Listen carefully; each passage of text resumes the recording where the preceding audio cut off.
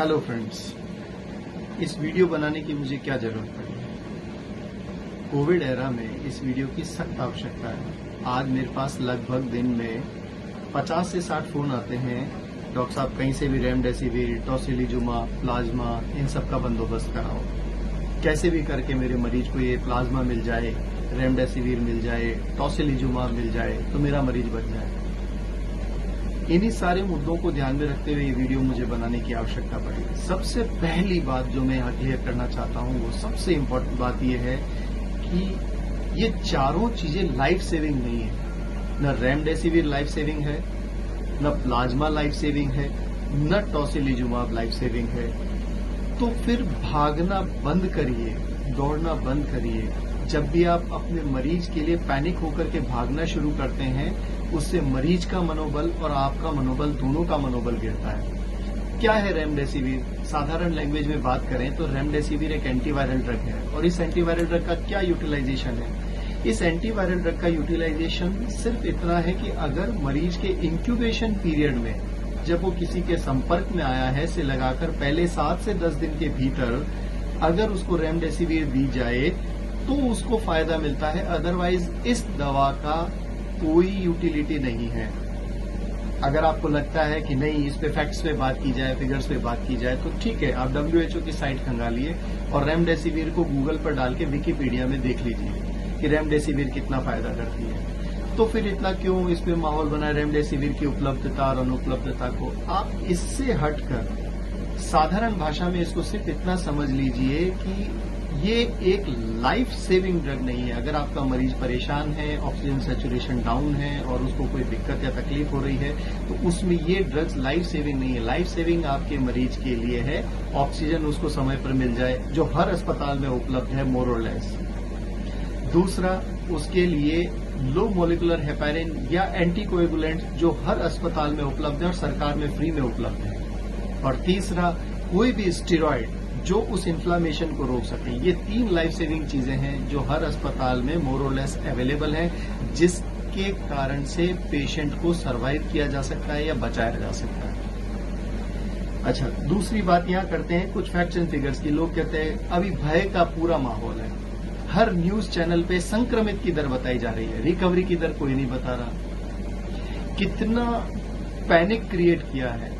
और medical science में एक डिजीज होती है जिसका नाम है पैनिक सिंड्रोम। जब अब पेशेंट पैनिक में होता है तो उसको डिस्निया होना शुरू होता है, सांस फूलने लगती है। अच्छा, इस बात को ऐसे समझते हैं, आप जब कभी जीवन में भयग्रस्त हुए हैं तो आपकी सांस की गति कैसे रही है? आपके सांस की गति तेज चलना शुरू हो जाएगी। जब भी आप डरेंगे, आपको भय होगा, अज्ञात भय होगा, आपकी सांस की गति तेज चलने लगेगी। लोगों ने उसको कोरोना के संक्रमण से जोड़ दिया। तो ये भय के माहौल में कोई जिम्मेदारी समझे इस चीज को कि इसको पैनिक से निकाल के पॉजिटिविटी की ओर लेकर के जाया जाए। सरकार के प्रयास दुरुस्त हैं, सरकार हर जगह प्रयास कर रही है अपना कि ऑक्सीजन को पहुंचाया जाए, लाइफ सेविंग ड्रग्स को पहुंचाया जाए। तो उसमें पेशेंट के अटेंडेंट को पैनिक होकर के भाग नहीं, मुझे रेमडेसिविर चाहिए क्योंकि मुझे अस्पताल में कहा गया है कहीं से भी इंजेक्शन उपलब्ध कराओ। कुछ नहीं बनने वाला है इससे। आपका पेशेंट अगर वेंटिलेटर पर है, अगर आपका पेशेंट और किसी तकलीफ में है, तो उस स्थिति में आप एक ऑर्नामेंटेशन कह सकते हैं। जैसे सपोज मुझे भूख लगी है और मुझे खाना खाना है और मेरे थाली में 2 सब्जी है, दाल है, पापड़ है, रोटी है और सलाद है। मैंने खाना खा लिया, लेकिन नहीं, मुझे तो रसगुल्ला भी चाहिए, इस रसगुल्ले से ही मेरा पेट भरेगा। तो ये ऑर्नामेंटेशन हम कह सकते हैं। जैसे प्लाज्मा थेरेपी है, प्लाज्मा थेरेपी ठीक है, अच्छा है, लेकिन अगर नहीं मिल पा रहा है कहीं से, तो उसमें पैनिक क्रिएट करने की कोई आवश्यकता नहीं है। तो इस चीज के लिए मुझे ये वीडियो बनाने की आवश्यकता पड़ी, क्योंकि मेरे पास दिन में कम से कम नहीं करते हुए भी 50 से 100 कॉल के आसपास आ जाते हैं, डॉक्टर साहब कहीं से भी उपलब्ध कराओ। उपलब्ध हो गया बहुत अच्छा, लेकिन अगर उपलब्ध नहीं हुआ तो ये आपके मरीज की जान बचाने के लिए 100% फायदेमंद होगा, ये जरूरी नहीं है। इस बात को समझना जरूरी है। जबकि दूसरी बात जो सबसे इम्पोर्टेंट है, राजस्थान में आज का डेटा है 4,39,000 लोग संक्रमित हुए। ये सब आपको न्यूज चैनल वाले बताएंगे, पर रिकवर कितने हुए ये आपको कोई नहीं बताएगा। 3.5 लाख से ज्यादा लोग रिकवर कर चुके। और सबसे महत्वपूर्ण बात, टोटल नंबर ऑफ डेथ्स है 3,268। अब 3,000 लोग तो मर गए ना डॉक्टर साहब, आपको ऐसे कैसे लगता है कि 3,000 लोगों का कोई वैल्यू नहीं था? तो आप बात को समझिए। भारत में पहले 10 जो मोर्टेलिटी की कॉज हैं, आप गूगल पे जाके सर्च करिए, उसमें सबसे पहला होता है कार्डियोवैस्कुलर डिजीजेज। कार्डियोवैस्कुलर डिजीज के अगर किसी व्यक्ति को कोरोना का संक्रमण या सुपरसीडरी इन्फेक्शन होता है तो उसकी मृत्यु के चांसेस ज्यादा होते हैं वनिस्पत इसके एक साधारण कामगार व्यक्ति के जो अपने डेली रूटीन की लाइफ को काम कर रहा है, जो भी अपने रूटीन में काम कर रहा है। 85% लोग बिना किसी इलाज के, बिना किसी दवा के बिल्कुल ठीक हो रहे हैं अपने घर में सेल्फ आइसोलेशन से, सोशल डिस्टेंसिंग से, इन सारी चीजों से। तो फिर इसके लिए पैनिक क्रिएट करके और भागने की बिल्कुल भी आवश्यकता नहीं है। जब भी आप कोई न्यूज चैनल खोलेंगे तो उसमें सबसे पहली चीज बताएगी एक दिन में 2 से 3 लाख लोग संक्रमित हुए हैं। अरे भाई, संक्रमित हुए, मरे थोड़ी हैं। एक दिन में 2 लाख लोगों की मृत्यु नहीं हुई है और होगी भी नहीं।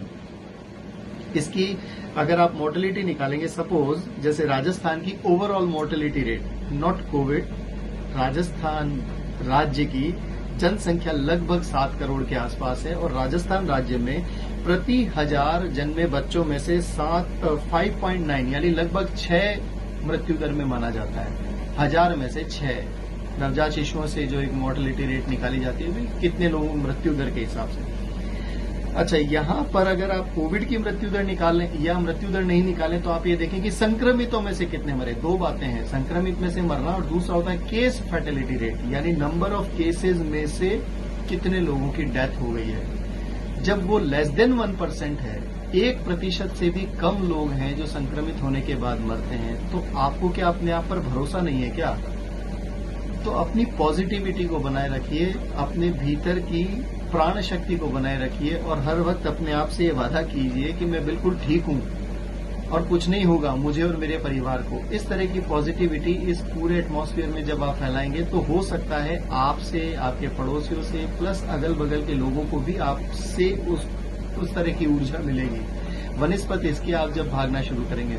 मेरी सहानुभूति उन सभी लोगों के साथ है जिनके परिवारजन या जो लोग कोविड से संक्रमित हैं, उन सबके लिए मेरा ये मूल मंत्र है कि वो अपने आप से ये कहते रहें या दोहराते रहें, मैं बिल्कुल ठीक हूं। एंड मार्क माई वर्ड्स, आप चाहें तो लिख सकते हैं, वो बिल्कुल ठीक हो जाएंगे, ऐसा मेरा मानना है।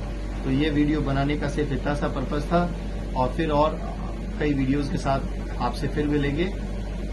नमस्कार।